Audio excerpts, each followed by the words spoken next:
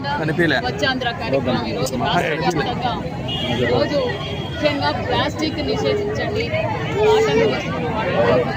ఎందుకంటే ఈరోజు పర్యావరణం ఏ విధంగా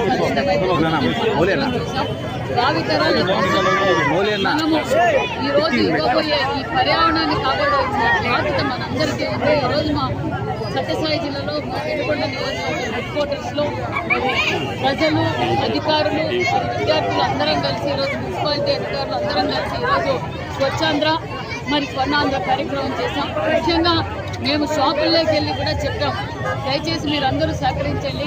సంవత్సరం లోపల పెను మార్పులు ఈ రాష్ట్రంలో వచ్చాయి. అన్ని రంగాల్లోనూ మనం ముందులో ఉన్నాం. మొన్నటి రోజు మున్సిపాలిటీకి కూడా మనకు 4 మున్సిపాలిటీకి కూడా అవార్డు రావడం కూడా చాలా గర్వంగా ఉంది. ముందు రోజు మరి చేనేతలకు కూడా మనకు ది 1 డిస్ట్రిక్ట్ 1 ప్రోడక్ట్ కింద కూడా మనకి భారతదేశంలో అన్ని రాష్ట్రాల కన్నా మన రాష్ట్రానికి ఎక్కువగా వచ్చే విషయం కూడా తెలియజేస్తాం. దయచేసి మరి ఇది అందరి బాధ్యత.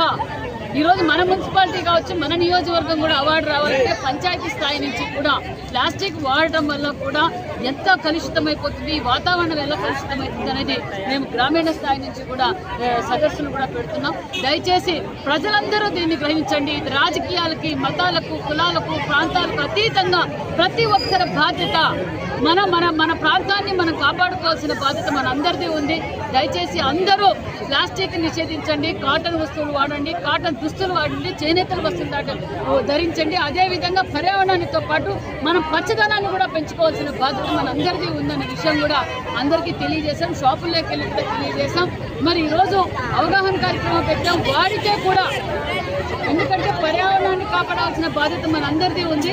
స్వచ్ఛందంగా వాళ్ళంతకు వాళ్ళు తెలుసుకొని కాటన్ బ్యాగులు కావచ్చు, కాటన్ వస్తువులు వాడితే బాగుంటుంది. లేకపోతే దానిపైన ఇంకొకసారి కూడా అవేర్నెస్ క్లాసులు పెట్టి మరి ఒకసారి కఠినమైన చర్యలు కూడా తీసుకోవాల్సి వస్తుందనే విషయం కూడా తెలియజేస్తూ దీనికి అందరూ సహకరించాలి.